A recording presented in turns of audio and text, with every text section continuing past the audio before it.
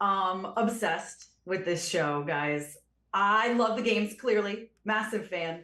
What do you got Um, there? I'm trying. My screen is so small.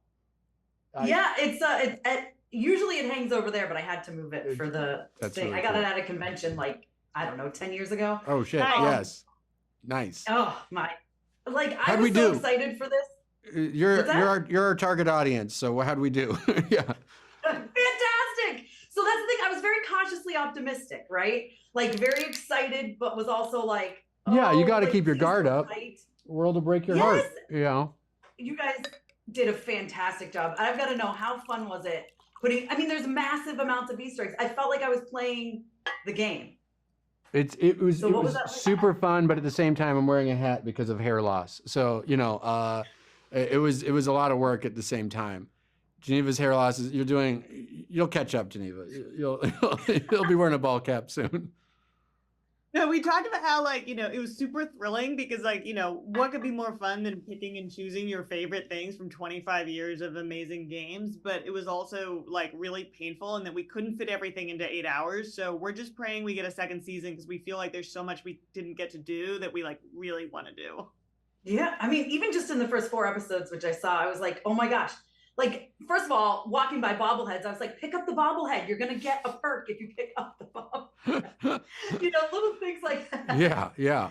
I mean, bobblehead placement was like a funny moment of like we had James Altman on set from Bethesda for every day of filming, and it was there would be like, he'd be like, guys, there can't be a bobblehead here. We're at the Brotherhood Steel base, and we're like, you're right. It's just like every little thing was discussed, including like where the bobbleheads aren't. Like Yeah. So thank you for noticing. Yeah, of course. I mean, it's so, so, so good. But one of the things I love about Fallout is that it's kind of bonkers. Yeah. Like, and you guys really capture that. So you talk about capturing the balance of like, this is bananas, but there's still a story here. Yeah. No, I'm so glad that you get that because, some people who we've talked to seem a little taken aback by the mix of tones. And we're like, well, that is fundamental to what Fallout is. Fallout is like a mix of weird comedy and drama and violence and incredible moral dilemmas. And it is all those things at once. It's like, and it's a bit of a pastiche and like references to B movies. And, it's so many things that, we tried to streamline it as best as we could, but into something that is like, understandable for someone who hasn't played the game, coming only at 8 hours of show. But I actually think what's magical about Fallout is that it is bonkers. And that was like why it was so exciting and thrilling to work on. Yeah, I don't think it would have been crazy if we kind of, our approach to adapting Fallout was to try to correct it or something like that. It's like, no, we want to just transport what has worked, not sort of be like tut-tut to a very popular, very successful video game franchise with loads and loads of fans. Yeah.